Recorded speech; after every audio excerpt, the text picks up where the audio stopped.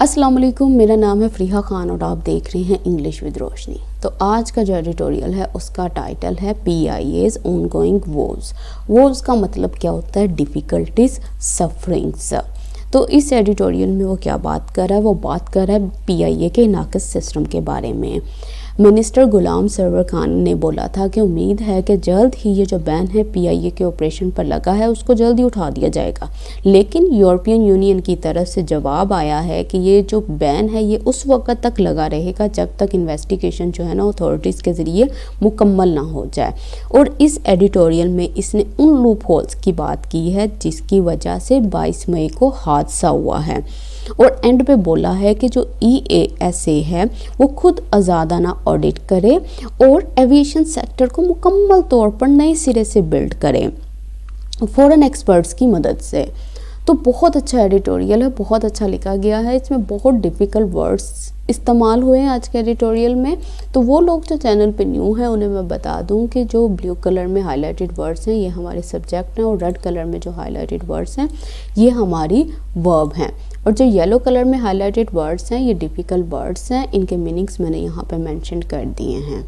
तो चलें इसे स्टार्ट करते हैं। द डिज़ास्टर्स कॉन्सिक्वेंसेस कहता बहुत ही ख़राब जो कॉन्सिक्वेंसेस हैं, जो रिज़ल्ट हैं, जो नताइज हैं किसके of the civil aviation authorities cavalier approach, उसकी ऐसी अप्रोच के जो कि बिल्कुल अनकंसर्न थी किसकी तरफ? Towards its core regulatory duties, उन ड्यूटीज़ की तरफ जो कि बिल्कुल कोर थी, बिल्कुल बेसिक थी। पर्टिकुलरली कहता ख़ास तौर पर वेयर जहाँ द नेशनल फ्लैग कैरियर जहाँ पे PIA इज़ कंसर्न्ड इसकी बात होती है आर कंटिन्यूइंग, ये जो डिज़ास्टर्स कॉन्सिक्वेंसेस हैं ये जारी हैं टू प्ले आउट हैपन होने के लिए, टेक प्लेस होने के लिए। अच्छा, अब वो बात कर रहा है कहता जो भी ख़राब नताइज थे ना सिविल एविएशन अथॉरिटी की बहुत ही ख़राब अनकंसर्न अप्रोच के बेसिक रूल्स और ड्यूटीज़ की तरफ, कहता ख़ास तौर पर जब बात आती है PIA की, कहता ये जो कॉन्सिक्वेंसेस हैं ये जारी हैं हैपन होने के लिए, टेक प्लेस होने के लिए। तो ये सब्जेक्ट है, इसकी वर्ब जो है वो यहाँ पे पड़ी हुई है और ये सब्जेक्ट है, इसकी वर्ब यहाँ पे पड़ी है। जब तक सब्जेक्ट और वर्ब की पहचान नहीं होगी सेंटेंस समझ नहीं आएगा। डिज़ास्टर्स का मतलब क्या होता है? इसका मतलब होता है कैटास्ट्रॉफिक, ट्रैजिक, डेवस्टेटिंग, बहुत ही तबाहकुन, ठीक है, बहुत ही तबाहकुन नताइज जो हैं इसकी लापरवाही के किसकी तरफ? उन ड्यूटीज़ की तरफ जो कि बिल्कुल कोर हैं, जो कि बिल्कुल बेसिक हैं। कोर का मतलब क्या होता है? बेसिक हैं। अच्छा, प्ले आउट का मतलब क्या होता है? प्ले आउट का मतलब होता है हैपन होना, टेक प्लेस होना। ओनली लास्ट फ्राइडे कहता पिछले Friday aviation minister Ghulam Sarwar Khan express the hope, कहता पिछले फ्राइडे क्या हुआ था? जो एविएशन मिनिस्टर गुलाम सरवर खान थे ना उन्होंने इजहार किया था द होप, एक उम्मीद का। कौन सी उम्मीद? दैट ये कि the ban on PIA operating, कहता जो बैन है ना किसके ऊपर? PIA के ऊपर। कौन सा PIA? कहता operating to and from European countries, जो कि ऑपरेट कर रहा है यूरोपियन कंट्रीज़ की तरफ से एंड फ्रॉम यूरोपियन कंट्रीज़, और यूरोपियन कंट्रीज से वुड बी लिफ्टेड, कहता ये जो बैन है ये लिफ्ट हो जाएगा सून, बहुत ही जल्द। अच्छा, अब वो कह रहा कहता पिछले फ्राइडे जो एविएशन मिनिस्टर गुलाम सरवर खान थे उन्होंने इजहार किया था इस उम्मीद का कि जो बैन है PIA के ऊपर जो कि ऑपरेट करती है यूरोपियन कंट्रीज़ की तरफ से और उनकी तरफ वुड बी लिफ्टेड, कहता वो जल्द अज जल्द लिफ्ट कर दिया जाएगा। तो ये उनकी बात थी किसकी? मिनिस्टर गुलाम सरवर खान की। तो ये सब्जेक्ट हो गया, ये उसकी वर्ब हो गई। The ban would be lifted, ये जो बैन है ये उठा दिया जाएगा। ये इसने एक्सप्रेस्ड किया था ना, ये पास्ट की बात कर रहा है। तो वुड जो होता है वो पास्ट को भी शो करता है, ये पास्ट की पॉसिबिलिटी को शो कर रहा है कि पास्ट में उसने कहा था कि फ्यूचर में ऐसा होगा, पास्ट का फ्यूचर है ये। बिलीविंग दैट, कहता यकीन करना, दैट इस बात पे कि the European union aviation safety agencies concerns, कहता इसकी जो एंग्जाइटीज़ हैं, इसके जो कंसर्न हैं किसको लेकर? About the CAA's licensing process, इसके लाइसेंसिंग प्रोसेस को लेकर हैड बीन सेटिस्फैक्टरली एड्रेस, उसको बड़े अच्छे तरीके से एड्रेस किया गया था। PIA हैड आस्क, PIA ने पूछा किससे? EASA से, इससे European union aviation safety agency से फॉर प्रोविजनल परमिशन कि आप हमें टेम्पोरेरी परमिशन दे दो टू रिज्यूम कि हम फिर से स्टार्ट करें इट्स यूरोपियन ऑपरेशन अपने यूरोपियन ऑपरेशंस को वाइल कंडक्टिंग और साथ ही साथ कंडक्ट करते हुए इसकी सेफ्टी ऑडिट को ऑफ द एयरलाइन के। अच्छा, अब वो ये क्या बात कर रहा है, वो कहता है कि इस बात पे बिलीव करते हुए कि जो यूरोपियन यूनियन एविएशन सेफ्टी के जो कंसर्न थे इसको लेकर सिविल एविएशन अथॉरिटी के लाइसेंसिंग प्रोसेस को लेकर कहता वो तो बहुत अच्छे तरीके से एड्रेस किए गए थे। पीआईए ने पूछा था European union aviation safety agency से कि उसको टेम्पोरेरी तौर पर एक परमिशन दे दी जाए ताकि वो स्टार्ट करे अपने यूरोपियन ऑपरेशंस को, साथ ही साथ कंडक्ट करते हुए सेफ्टी ऑडिट को एयरलाइन के। तो ये सब्जेक्ट है हमारा और इसकी जो वर्ब है वो ये पड़ी हुई है हैड बीन एड्रेस्ड कि उनको एड्रेस किया गया था, किसको, इनके कंसर्न्स को। CAAs मतलब सिविल एविएशन अथॉरिटी की बात कर रहा है। प्रोविजनल का मतलब क्या होता है, प्रोविजनल का मतलब होता है इंटरिम, ट्रांजिशनल, टेम्पोरेरी, इसका मतलब होता है थोड़ी देर के लिए। टेम्पोरेरी जो चीज़ होती है ये टेम्पोरेरी परमिशन की बात कर रहा है। अच्छा, वो लोग जो बार बार मुझे कमेंट सेक्शन में पूछते हैं कि ये कौन सी ऐप है जिससे ये सारे मीनिंग्स जो हैं खुद ब खुद ही सामने आ जाते हैं, तो ऐसी कोई ऐप नहीं है, ऐसा कोई सॉफ्टवेयर मैं यूज़ नहीं करती। ये सारे के सारे ये जो डिफ़िकल्ट वर्ड्स हैं इनके जो मीनिंग्स हैं ये सब कुछ मैं खुद ऐड करती हूँ, इसलिए मुझे इस PDF को बनाने में ही खाली 1 घंटा लगता है। तो ये कोई भी किसी भी किस्म की डिक्शनरी नहीं मैं यूज़ कर रही यहाँ पे, किसी भी किस्म की ऐप या सॉफ्टवेयर यूज़ नहीं किया जाता यहाँ पे, ये सब मैं खुद ऐड करती हूँ, खुद लिखती हूँ। हाउएवर ताहम EASA's रिस्पॉन्स कहता कि ये जो European union aviation safety agency का जो रिस्पॉन्स था ना, हैज़ डैश्ड, उसने क्या कर दिया, रियून कर दिया दोज होप्स को, उन उम्मीदों को। अच्छा देखो, अभी पहले क्या बात की थी, अभी इसने बात की थी कि ये जो मिनिस्टर गुलाम सरवर खान है ना, उन्होंने एक्सप्रेस किया था इस होप को, इस उम्मीद को। उम्मीद क्या थी कि हो सकता है कि ये जल्दी से ना ये जो हमारी एयरलाइन है ये जल्दी से रिज्यूम करे, फिर से स्टार्ट कर दे अपने ऑपरेशंस को। तो इनकी जो उम्मीद थी ना उसको रियून कर दिया, उसको तबाह कर दिया, उसको बिल्कुल उड़ा दिया। किसने, European union aviation safety agency ने, उसके रिस्पॉन्स ने। उसने क्या किया, डैश किया। डैश करने का मतलब क्या होता है, रियून करना, डिस्ट्रॉय करना। तो हो सकता है ये आप लोगों के लिए एक न्यू वर्ड हो क्योंकि ये यहाँ पे वर्ब के तौर पर इस्तेमाल हो रहा है। तो इसका मतलब होता है रियून करना, डिस्ट्रॉय करना। सेंटेंस में अगर इस्तेमाल करना हो तो आप ऐसे भी इस्तेमाल कर सकते हो, the news dashed his hopes, कि ये जो न्यूज़ आई थी ना, हो सकता है कोई बैठा हो, उसने जिस तरह से यहाँ पे जो सिनेरियो है उसमें ये है कि वो जो मिनिस्टर गुलाम सरवर खान थे उन्होंने एक उम्मीद रखी थी। तो ये जो खबर आई है यूरोपियन यूनियन एविएशन सेफ्टी की तरफ से, तो उन्होंने क्या किया, इन्होंने रियून कर दिया उनकी सारी की सारी होप्स को।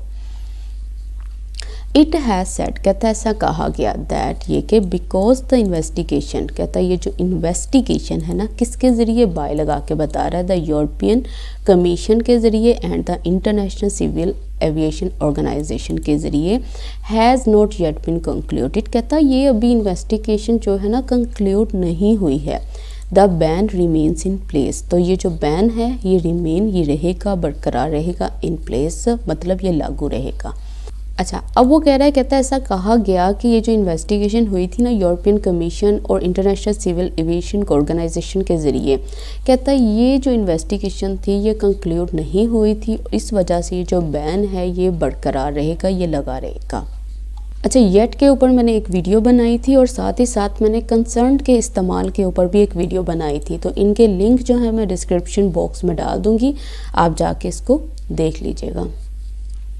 इनफैक्ट दर हकीकत इट हैज़ बिन एक्सटेंडेड, इसको एक्सटेंड किया गया, कितना, बाय अ फर्दर 3 मंथ, 3 महीनों तक।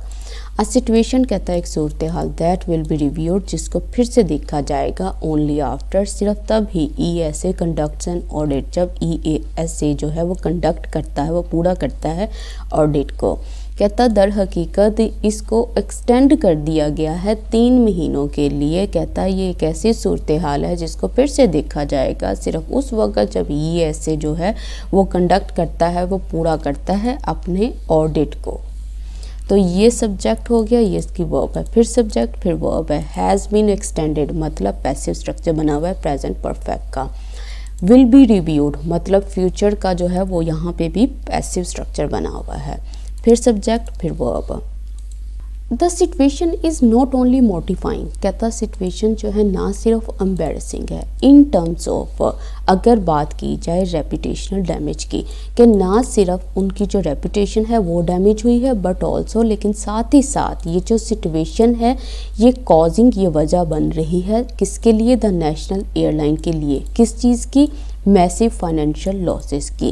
तो वो ये बात कर रहा है कि ये जो सिचुएशन है ये ना सिर्फ एम्बेरसिंग है, ना सिर्फ ये डैमेज कर रही है उनके रेपुटेशन को, बल्कि साथ ही साथ इस नेशनल एयरलाइन के लिए वजह बन रही है एक बहुत ही बड़े फाइनेंशियल लॉसेस का।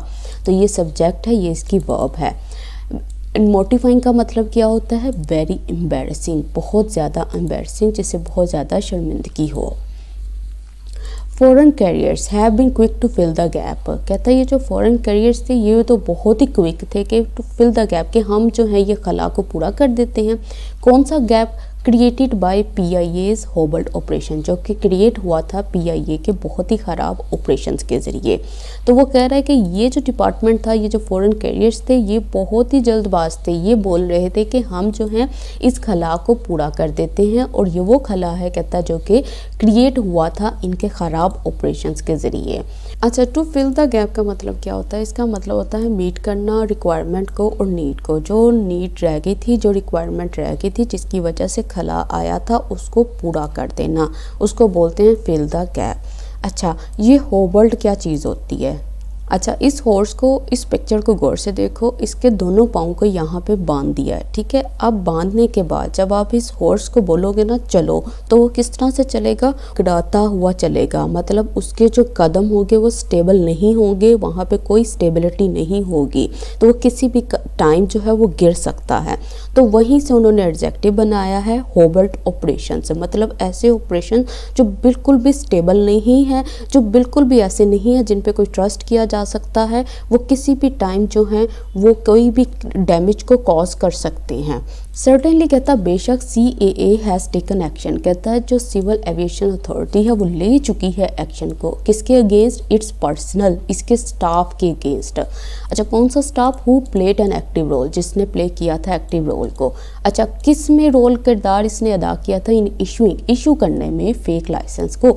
एंड दोज कहता और वो लोग हु एक्वायर्ड, जिन्होंने हासिल किया था लाइसेंसेस को थ्रू फ्रॉडलेंट मीन्स, खराब जरियों से, हैव सीन, वो देख चुके हैं, दैम, उन्हें, किनको, इनको, ठीक है, क्या होते, सस्पेंडेड, सस्पेंड होते। कहता बेशक जो CAA है ना वो ले चुकी है एक्शन को उसके स्टाफ के अगेंस्ट, और ये वो स्टाफ था जिसने एक अहम किरदार अदा किया था इशू करने में फेक लाइसेंस को। और कहता वो लोग जिन्होंने हासिल किए थे इन लाइसेंस को ख़राब जरियों से, वो देख चुके हैं उन लोगों को सस्पेंड होता हुआ। तो ये सब्जेक्ट है, ये वर्ब है। ये जो पर्सनल है ये इसका मतलब होता है स्टाफ, और वो जो दूसरा पर्सनल होता है ना PERSONL, उसका मतलब होता है ज़ाती। फिर सब्जेक्ट फिर वर्ब। फ्रॉडलेंट का मतलब होता है ख़राब, जिसमें फ्रॉड हो। तो ये सब्जेक्ट है, इसकी वर्ब जो है ये, फिर सब्जेक्ट फिर वर्ब। नेवरदलेस कहता है इन चीज़ों के बावजूद, फॉर आ स्कैंडल कहता है एक स्कैंडल के लिए।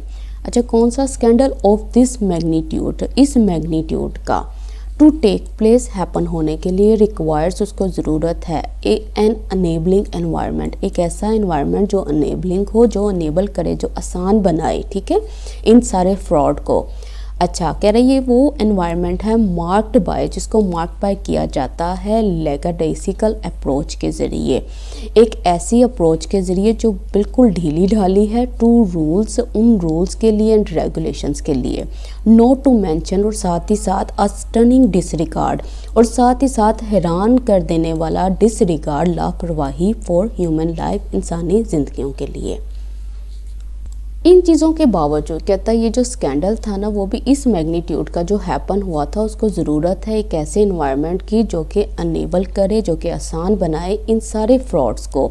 और ये वो इन्वायरमेंट है जिसको मार्क्ड बाय किया गया है, जिसकी निशानदेही की गई है एक ऐसी अप्रोच के ज़रिए जो बिल्कुल ढीलम ढाली है रूल्स और रेगुलेशंस को लेकर, और साथ ही साथ ऐसी हैरानकुन डिसरिगार्ड, बहुत ही लापरवाही इंसानी ज़िंदगियों के लिए, इन दो चीज़ों के साथ इसको मार्क्ड बाय किया गया है।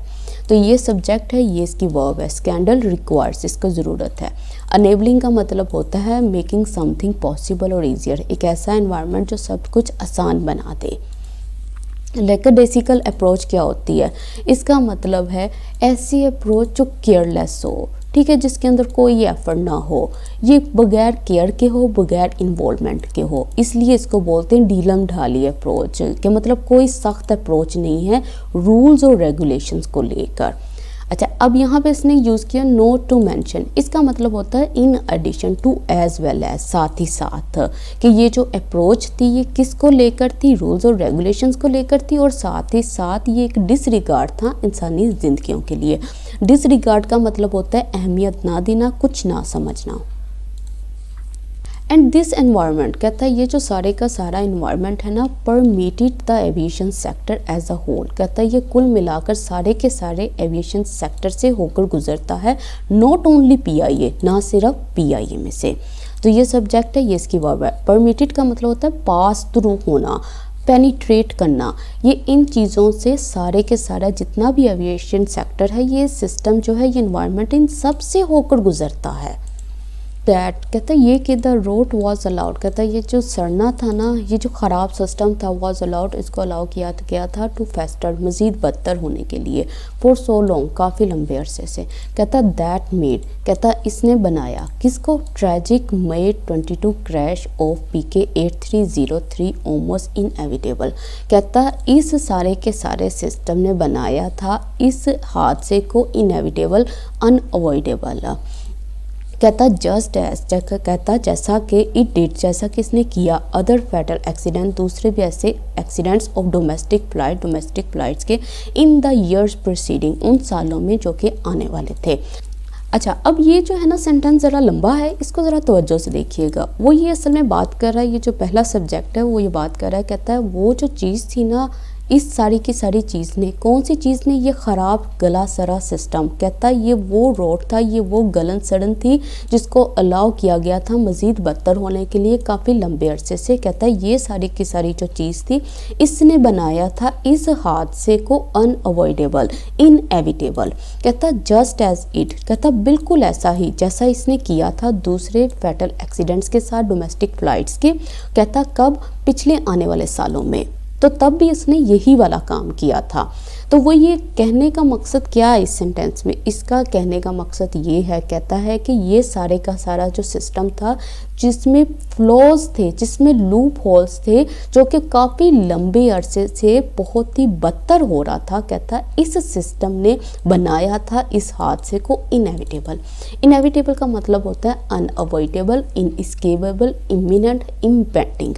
इन सब का मतलब है वो चीज़ जिससे बचाना चाहे, वो चीज़ जो हैपन होकर ही रहेगी, जो इमिनेंट है, जो इम्पेंडिंग है, इन सब का मतलब है लाजमी होकर रहेगी। तो उसने इस इंसिडेंट को लाजमी बना दिया था, फिर तो होना ही था जैसा वो सिस्टम था। फिर सब्जेक्ट है, फिर वर्ब है। देखो असल में ये जिस तरह से ये सेंटेंसेस बने हैं ना, यहाँ पे कन्फ्यूजन क्रिएट होती है। जब दो सब्जेक्ट एक दूसरे के साथ जुड़े होते हैं और उसके बाद दो वर्ब्स आती हैं, तब आपको पता नहीं चलता कि ये असल में बात क्या कर रहा है। अब देखो ये दो सब्जेक्ट बिल्कुल एक साथ पढ़े हैं, और इस सब्जेक्ट की पढ़ी हुई है वर्ब यहाँ पे, और इस सब्जेक्ट की वर्ब पढ़ी हुई है यहाँ पे। ये सारी चीज़ें आपको प्रैक्टिस से आएंगी कि ये किस तरह से इनको समझना है। When the aviation minister, कहता जब एविएशन मिनिस्टर ने a few days, कहता चंद दिनों फॉलोइंग बाद, किसके? द अबव मेंशन क्रैश, इस क्रैश के बाद, राशली, कहता बगैर सोचे समझे, सेड, उसने कहा, दैट ये कि about 1/3 of Pakistani pilots were not qualified to fly, कि इतने जो पाकिस्तानी पायलट्स थे वो तो क्वालिफाई नहीं थे फ्लाई करने के लिए। इट क्रिएटेड, इसने क्रिएट किया एक फ्योरी को, एक गुस्से को, एक अपरोर को, that was not going to die down, जो कि नहीं जा रही थी डाई डाउन होने के लिए, मध्यम होने के लिए। अच्छा, अब वो कह रहा है कि जो एविएशन मिनिस्टर थे ना, उन्होंने इस क्रैश के चंद दिनों बाद ही बगैर सोचे समझे ये बात बोल दी कि जो थर्ड पाकिस्तानी पायलट्स हैं ना, जितने भी पाकिस्तानी पायलट्स हैं, उसका जो थर्ड पार्ट है वो क्वालिफाइड नहीं है उड़ने के लिए। कहता उसकी ये जो स्टेटमेंट थी उसने क्रिएट किया एक हलचल को, और ये वो हलचल थी, वो गुस्सा था जो कि नहीं जा रहा था डाई डाउन होने के लिए, मध्यम होने के लिए। तो ये सब्जेक्ट है, इसकी जो वर्ब है वो ये पड़ी हुई है, फिर सब्जेक्ट है, फिर उसकी वर्ब ये है, फिर सब्जेक्ट फिर वर्ब। फ्यूरोरी का मतलब क्या होता है? Commotion, uproar, outcry, disturbance. कि वो जो चीज़ थी, उसकी स्टेटमेंट थी, उसने कमोशन को क्रिएट किया। कमोशन क्या होती है? हलचल। अपरोर को, गुस्से को, आउटक्राई को, डिस्टर्बेंस को, पूरा माहौल ख़राब किया इसने। अच्छा, डाई डाउन का मतलब क्या होता है? इसका मतलब होता है स्लोली स्लोली लेस स्ट्रॉन्ग हो जाना। मतलब जैसे जैसे वक्त गुजरता गया था तो उसका मतलब था कि ये जो भी कमोशन थी, ये जो भी गुस्सा था, ये वक्त के साथ साथ मध्यम पड़ जाएगा, लेकिन वो वक्त के साथ साथ डाई डाउन नहीं हो रहा था, वो मध्यम नहीं पड़ रहा था। दिस टाइम कहता है इस टाइम नो शॉर्टकट्स, कहता किसी भी किस्म के शॉर्टकट्स नहीं, नो क्विक फिक्स, कोई जुगाड़ नहीं, कोई इजी रेमेडीज़ नहीं, नो एश्योरेंसेस, कोई यकीन दहानी नहीं, विल कन्विंस, वो कन्विंस करेगी ओवरसीज़ अथॉरिटीज़ को। अच्छा, किस चीज़ के लिए? PIAs एयरवर्थीनेस के लिए, कि अब जो PIA है, ये इसकी जो फ़्लाइट्स हैं, इसकी जो सर्विसेज हैं, अब ये बिल्कुल स्टेबल हैं। तो अब वो कह रहा है, कहता इस वक्त ना ये चीज़ें जो हैं वो कन्विंस करने वाली नहीं हैं ओवरसीज़ अथॉरिटीज़ को।